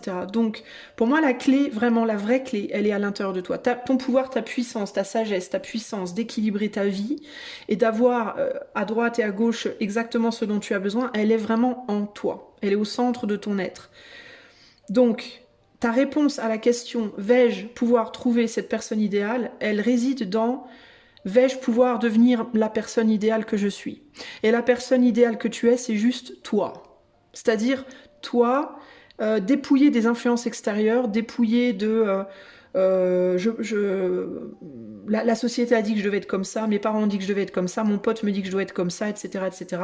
Mais juste le toi, le vrai toi, assumé et fort. Voilà. Donc, si tu te sens capable d'arriver à ce vrai toi pur, assumé, fort, stable, etc., dans tous les domaines, tu peux être assuré qu'il y a de fortes chances que tu trouves cette personne. Si tu penses que c'est impossible pour toi d'atteindre ce niveau-là, et c'est pas une perfection, hein, c'est pas une perfection, hein, ce niveau-là, c'est juste un équilibre dans tous les domaines. Si tu penses que c'est impossible pour toi, bah, je t'avoue que ça va être compliqué peut-être de trouver cette personne. Alors je dis pas que c'est impossible que tu la trouves non plus. Peut-être que d'un point de vue de l'éther, on va quand même te mettre face à cette personne à un moment donné et que tu sauras peut-être le ou la reconnaître. Mais c'est pas garanti. Voilà. Il y a rien. En gros, ce qu'on te dit, c'est tout est possible, rien n'est garanti. Voilà. En gros, c'est ça l'idée. Donc, à toi de voir si tu veux tenter ta chance ou pas. Comme on dit au loto, il y a seuls ceux qui ne tentent pas leur chance qui sont assurés de ne jamais gagner. En gros, c'est ça l'idée. Donc, c'est à toi de voir, ok? Mais j'ai quand même envie de te dire que peut-être ça devrait commencer en toi par un travail sur toi. Et je sais que c'est hyper... Ça sonne vachement péjoratif, travail sur soi, ça sonne vachement genre... Ça sonne un peu esclavage, tu vois, t'es obligé de travailler sur toi avec ta pioche et ta pelle et ton seau. Non, c'est pas comme ça, mais c'est un travail sur soi. Un travail sur soi, en fait, c'est une observation. C'est rien, c'est juste de l'observation, en fait, ok? Tu prends une feuille de papier, tu fais une ligne, une croix, et tu fais amour, argent, travail, puis autre chose, spiritualité ou l'inverse, je sais pas dans quel sens tu veux mettre ça, peu importe. Tu fais des cases et tu marques les domaines de ta vie. Voilà, les domaines de ta vie. Tu regardes, en amour, j'en suis où? Professionnellement, j'en suis où? Est-ce que je suis stable, oui ou non? Est-ce que je sais ce que je veux, oui ou non? Est-ce que je sais qui je suis? En amour, est-ce que je sais qui je suis pour de vrai? Pas superficiellement, comme ça, en regardant vite fait, mais est-ce que je sais vraiment qui je suis en amour? Est-ce que je sais vraiment qui je suis professionnellement, etc., etc. Une fois que tu sais bien tout ça, qui je veux être et qu'est-ce que je dois faire pour passer de qui je suis, vraiment, sincèrement, profondément, à qui je veux vraiment, sincèrement, profondément être. Et tu dois faire ce boulot, en fait. Tu vois, comprendre aussi que tout ce qui est extérieur à toi est le reflet de tout ce qui se passe en toi, dans tous ces domaines également. Comprendre que tout est lié, que rien n'est à rejeter, que l'ombre et la lumière ont leur place. que c'est l'équilibre des deux qui va faire que les choses vont se produire de manière saine, etc., etc. Enfin, après, il y a tout un tas de trucs à regarder. C'est des choses qui peuvent être travaillées seules, c'est des choses qui peuvent être travaillées accompagnées, mais en tout cas, ici, il y a besoin pour moi d'abord avant de décider est-ce que je me sacrifie ou pas, est-ce que je me rebelle, est-ce que je pense qu'il faut d'abord que tu regardes qui tu es et de quoi tu es capable aujourd'hui. Voilà.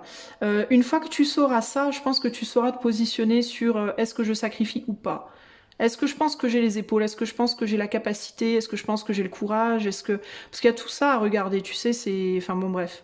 Parce que les opportunités de refaire, oui, il y en aura forcément. Tu pourras retrouver l'amour, tu pourras retrouver un boulot, tu pourras retrouver tout un tas de choses. Mais est-ce que ça sera mieux qu'aujourd'hui?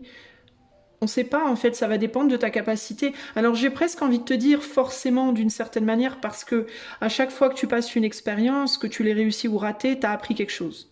Donc à partir du moment où tu as appris quelque chose, tu t'es enrichi, et à partir du moment où tu t'enrichis, même si c'est qu'un tout petit peu, la fois d'après ne peut pas être pire en fait, tu vois. Elle peut te paraître comme pire parfois parce que les événements qui se passent sont différents, mais pour moi, c'est pas possible que ce le soit, dans le sens où ça ne fait que t'enrichir plus. En fait, à chaque fois que tu sors d'une épreuve, tu as appris quelque chose de nouveau. Et je pense qu'elles peuvent te paraître pires dans le sens où peut-être ce que tu as appris, tu le vois pas encore, ou tu es pas encore capable de l'utiliser. Mais une fois que tu vois et que tu es capable d'utiliser ce que tu as appris, ça te paraît plus pire. En fait, ça te paraît, tu réalises qu'en réalité, tu progresses. Donc après, la question, c'est comment tu veux progresser? Est-ce que tu veux progresser à la manière douce en prenant le temps de travailler sur toi d'abord? Ou est-ce que tu veux progresser à la manière un peu moins douce en te jetant carrément dans l'eau, quoi? Tu vois? Est-ce que tu veux prendre un cours de natation avant d'essayer de nager ou est-ce que tu veux apprendre à nager en nageant? En gros, c'est un peu ça l'idée. Et c'est valable autant sur une relation amoureuse que par rapport à un boulot, que par rapport à n'importe quoi, n'importe quel domaine de vie où tu as un sentiment de bah, ce côté-là c'est bien, mais ce côté-là ça va pas du tout, quoi. Alors qu'est-ce que je fais? Tu vois? Je vois bien que c'est un peu le bordel dans ta tête là, hein. Je vois bien que c'est le bordel dans ta tête. Je vois que il peut y avoir des hésitations aussi. Ce qui peut te faire hésiter aussi, c'est un côté je voudrais retourner en arrière sur certains côtés de ma vie. Peut-être que, par exemple, ma vie amoureuse avant, elle était vachement mieux.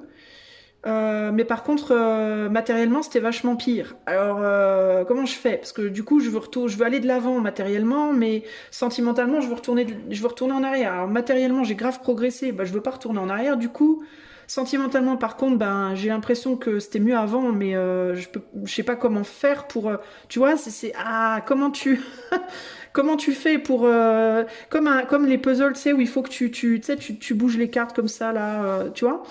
Comment je fais pour placer ça là et alors, bah, c'est pareil en fait. Réfléchis à simplement comment tu peux ramener, parce que si l'amour était mieux avant, si tu dis l'amour était mieux avant, ça veut dire que dans ta manière d'aimer à toi, en fait, il faut pas que tu regardes à une personne extérieure, il faut que tu regardes qui tu étais, toi, comment tu étais toi au moment où tu as vécu cette relation, où tu t'es dit c'était mieux. Parce que si c'était mieux avant, ça veut dire qu'aujourd'hui, tu n'es plus la même personne en amour, tu as changé quelque chose. Alors, dans ce cas, ce qu'il faut que tu regardes, c'est comment j'étais quand j'ai vécu cette relation qui était géniale et qui je suis aujourd'hui qui fait que j'arrive pas à retrouver une relation comme ça. Ce que j'attire à moi, les gens que j'attire à moi aujourd'hui, ils sont plus de cette teneur-là. Pourquoi? Parce qu'il y a quelque chose en toi qui est différent, qui fait que tu vibres différent et tu attires différemment, des gens différents, qui collent pas à ce genre d'amour-là. Donc ce qu'il faut que tu fasses, si tu es bien matériellement, alors il faut que tu regardes bah, dans ma vie avant matériellement comment je me comportais, comment je me comporte aujourd'hui. Et en gros, ce qu'il faut que tu te dises, c'est bah, si je veux les deux, il faut que je garde ma manière de faire dans la matière aujourd'hui et il faut que je change ma manière d'être au niveau sentimental. Voilà, ma manière d'être, il faut que je change ce qui en moi manque par rapport à avant. Tu vois? En fait, il faut comprendre que c'est pas en changeant les pièces extérieures de ton puzzle, c'est pas en changeant les pièces de ta vie extérieure que tu vas ramener ce bonheur intérieur. Si tu veux ramener un bonheur intérieur perdu, il faut que tu retrouves la personne que toi tu étais. tu vois, qui va t'attirer, ou cette personne du passé va revenir, si c'était quelqu'un qui te manque, ou alors une nouvelle personne, mais qui ressemblera à ce que tu as perdu. Et là, du coup, hop, tu vas réussir à mettre toutes les pièces du puzzle à leur place. Tu vois ce que je veux dire, groupe 3? C'est pas à l'extérieur de toi que ça se passe, c'est en toi, en fait. C'est questionne-toi. Avant, j'avais plus d'argent. Alors, ok, alors, comment tu te comportais avant pour avoir plus d'argent? Qu'est-ce que tu faisais avant que tu fais plus aujourd'hui? Dans quel état d'esprit? Et c'est pas nécessairement à cause du boulot que tu avais, hein, mais c'est l'état d'esprit. En fait, remets-toi dans les godasses de, admettons tu t'appelles Martine, et ben remets-toi dans les chaussures de Martine quand tu avais 25 ans et que tu avais le boulot idéal. Voilà, tu avais le boulot idéal. Dans quel état d'esprit tu étais quand tu étais dans ce boulot-là? Une fois que tu t'es souvenu de ça, il faut que tu le captures, ça, il faut que tu le reprennes, il faut que tu te le réappropries. Et tu verras que ça va t'attirer des choses dans la matière qui vont se rapprocher de ce que tu avais avant. Plus tu vas être capable de capturer cette flamme-là, plus ça va t'attirer cette énergie-là dans ta vie. Pareil en amour, pareil sur le plan, je sais pas, c'est un lieu de vie, je préférais ma maison d'avant, je préférais... Eh ben, souviens-toi comment tu te sentais quand tu étais dans cette baraque avant, dans ce boulot avant, dans cette relation avant, dans cette spiritualité d'avant. Tu vois ce que je veux dire? Et ça va te ramener progressivement et ça va permettre à tous les domaines de ta vie de se reformer différemment, de se recomposer différemment pour t'amener à cet endroit où tu veux aller en fait, concrètement. Tu vois? C'est comme une recette en fait, la vie. C'est comme pour faire un gâteau. Tu vois, tu sais que quand tu avais fait le gâteau la dernière fois, tu avais mis 50 grammes de sucre et tu avais mis 3 cuillères à soupe d'huile et tant de farine et il était top. Là, tu le refais, mais ça va plus. Pourquoi? Parce que tu réalises que tu mets plus d'huile qu'avant. Bon, bah t'enlèves l'huile, tu reviens à la recette originale. Tu vas retrouver ton gâteau. La vie, c'est exactement la même chose en fait. Tu vois, c'est une recette. Un petit peu d'amour, un petit peu d'argent, un petit peu de ça, un petit peu de ci. Là, il y en a trop, là, il y en a pas assez. Là, il faut remettre, là, il faut enlever. Pour revenir à ta recette de base que tu adorais tant. Tu comprends ce que je veux dire? Je pense que c'est clair. D'un point de vue spirituel, on a quoi? On a l'étoile. Ouais, il y a l'idée de... Peut-être aussi les rêves d'avant n'ont pas été à la hauteur. Tu peux réaliser dans certains cas que les rêves que tu avais avant, bah, tu les as plus maintenant, c'est plus les mêmes. Que maintenant tu en as des nouveaux. Mais tu veux peut-être pas tout perdre d'avant. Enfin, tu vois, c'est vraiment cette idée-là de savoir qu'est-ce que tu accueilles, qu'est-ce que tu rejettes, qu'est-ce que tu prends, qu'est-ce que tu jettes, et d'essayer, plutôt que de vouloir tout effacer, tout refaire. Par exemple, si je reviens à l'idée de la recette, tu réalises qu'avant c'était mieux parce que tu avais un peu moins de sucre, admettons. Bah plutôt que de dire bon bah je fous tout à la poubelle, bah non, tu fous pas tout à la poubelle, tu gardes la partie de la recette qui est bonne et tu gères juste le sucre. T'en mets un peu moins. C'est tout. T'as pas besoin de tout virer. Juste, tu remets ce qu'il y a besoin de remettre. Mais ça doit partir de l'intérieur de toi, de ta puissance personnelle à toi, de comment tu gères ton féminin, ton masculin, ta lumière, ton ombre, tes émotions, ta projection, etc. Tu vois? C'est là-dessus que tu dois continuer à travailler pour moi, plus qu'autre chose. Mm. Donc pour répondre à la question soumission ou pas soumission, bah si, soumission ou rébellion, j'ai envie de te dire ni l'un ni l'autre en fait. Ni l'un ni l'autre, parce qu'on parle de toi en fait ici. Donc si tu te poses des questions par rapport à ce qu'il y a extérieur à toi-même, j'ai envie de te dire, ben, plutôt que de te demander soumission ou rébellion par rapport à ce qu'il y a autour de toi, demande-toi demande-toi à quoi tu t'es soumis toi-même dans ta vie qui te réussit pas, et envers quoi tu t'es rebellé, qui te réussit ou qui te réussit pas, en termes de ton comportement. Est-ce que par exemple, avant dans ta vie, tu t'étais beaucoup plus... tu disais vachement plus facilement ce que tu pensais? Admettons, il y a 20 ans en arrière... T'étais une grande gueule, tu disais exactement ce que tu pensais quand tu le pensais, et t'étais vachement libre, tu te sentais vachement libre. Puis il s'est passé des trucs dans ta vie, puis progressivement tu t'es tu. T'as décidé qu'il valait mieux te taire. Et aujourd'hui tu réalises que ben t'es pas heureux comme ça, t'es pas heureuse comme ça. Et tu projettes ça sur des trucs extérieurs, alors qu'en réalité ça vient de toi, de ton propre comportement. Eh ben pose-toi la question, avant, est-ce que tu t'exprimais plus ou moins? Tu vas dire plus. Eh ben si c'était plus, ben réouvre ta gueule en fait, j'ai envie de te dire. Tu vois par exemple, et trouve la bonne mesure. tu vois la bonne dose de sucre, ben, trouve la bonne mesure, parce que si tu as arrêté d'ouvrir ta gueule, c'est parce qu'à un moment donné, il t'est arrivé des trucs, ça t'a porté préjudice et tu t'es dit, bon, il faut que je ferme ma gueule. Mais peut-être que tu l'as trop fermée, justement. Alors peut-être que ce qu'il te faut, c'est trouver la bonne mesure. Tu vois, ouvre-la un peu plus, pas trop, mais ne la ferme pas complètement non plus. Avec le diable, tu peux être dans des extrêmes dans ton comportement. Ça peut être, ouais, avant je faisais trop ça, bah, je vais arrêter de le faire complètement. Bah, il faut que je le refasse, bah, je vais refaire grave. Bah non, essaye de trouver un équilibre, une mesure. Tu vois, on a le 6 de Pentacle. Donc, ramène des choses dans ta vie qui te manquent, mais fais gaffe juste que ce soit pas trop, en fait, tu vois. Voilà. Conseil pour le groupe 3 par rapport à l'idée de soumission ou rébellion à l'heure actuelle dans leur vie et par rapport à la problématique à laquelle ils ou elles pensent. Le conseil pour le groupe 3. Et on a le confort. Bah, c'est exactement ce que je viens de te dire. Le confort. C'est ça, le confort. Il faut pas qu'il y ait de domination, en fait, dans ta vie. Tu sais quoi, groupe 3, c'est ça que je ressens pour toi.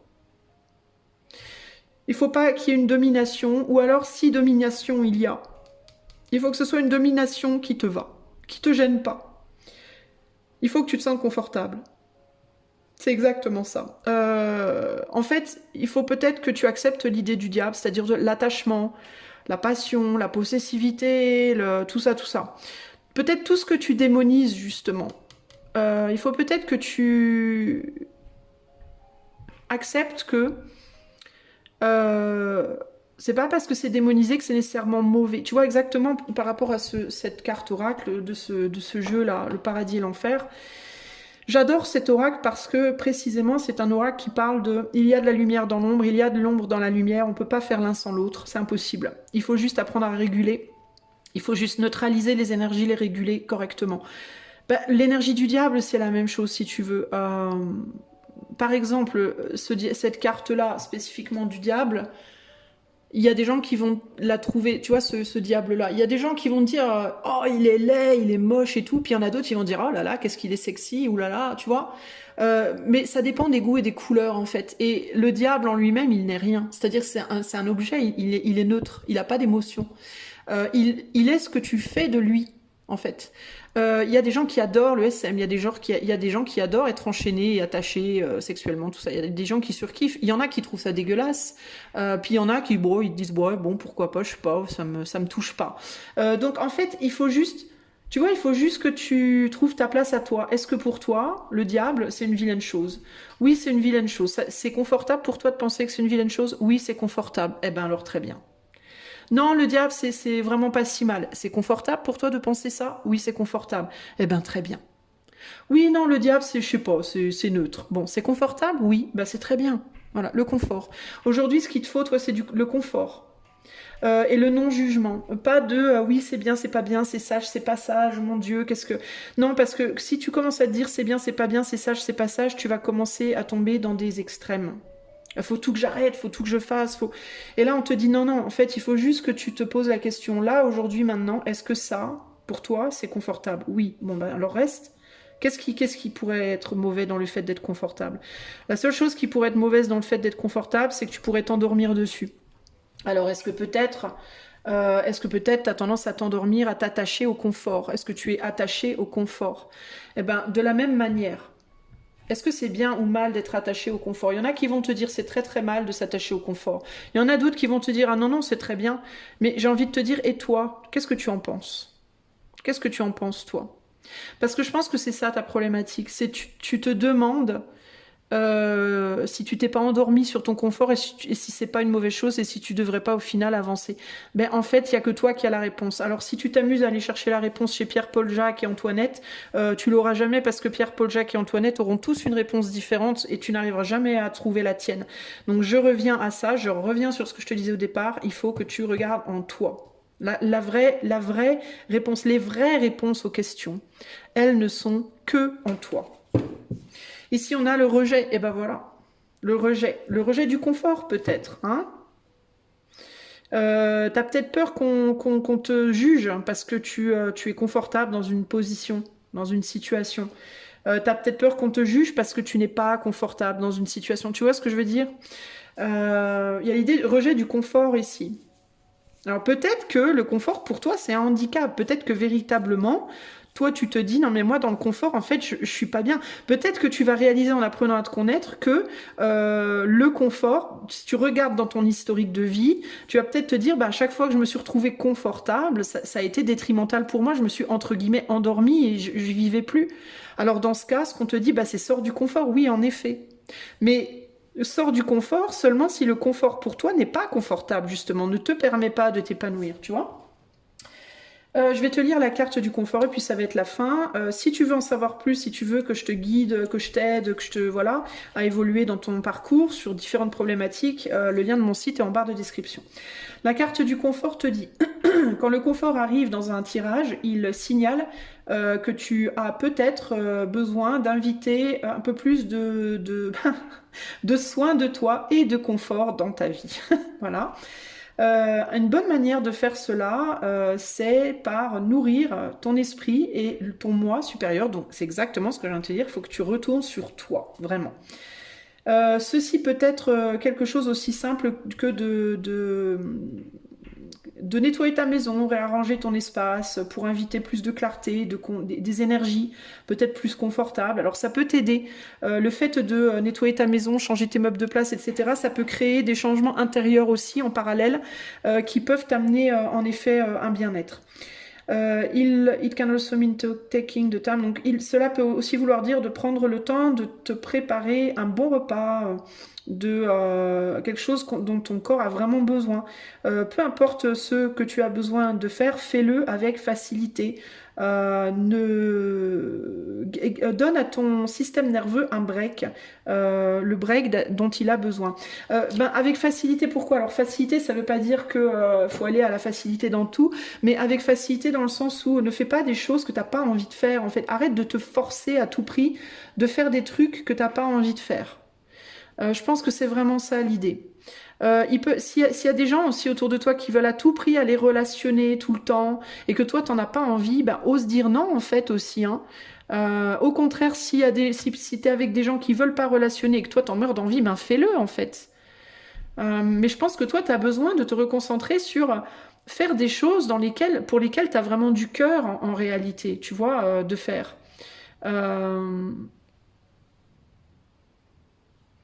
C'est ça pour moi, là. Qu'est-ce qu'il y a derrière le rejet? Ouais, rejeter l'isolation, c'est peut-être toi qui as besoin de...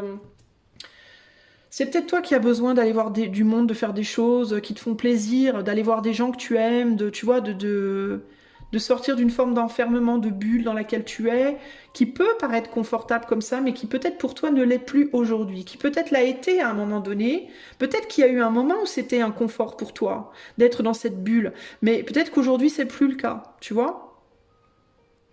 Mais moi j'ai vraiment cette idée quand même de vire les influences autour de toi, ne te laisse pas influencer par le confort des autres, ce qui est confortable pour l'autre ne l'est pas forcément pour toi, et il faut que tu te respectes sur cette ligne-là. Ok? Donc, rébellion ou soumission, j'ai envie de te dire, soumets-toi à ton fort intérieur, c'est-à-dire soumets-toi à ton ressenti intérieur pour toi-même, pour ton propre confort, à ce que ton intériorité te demande de faire pour ton confort à toi. Et rebelle-toi par rapport au confort des autres que les autres peuvent t'imposer, mais qui ne sont pas le tien. Voilà, qui toi ne te mettent pas confortable. Ok? Voilà, groupe 3. J'espère que ce tirage t'aura plu. Je te rappelle, le lien de mon site est en barre de description. Si tu veux un coaching intuitif ou une cartomancie, moi je te retrouve prochainement pour de nouvelles aventures. Ciao, ciao!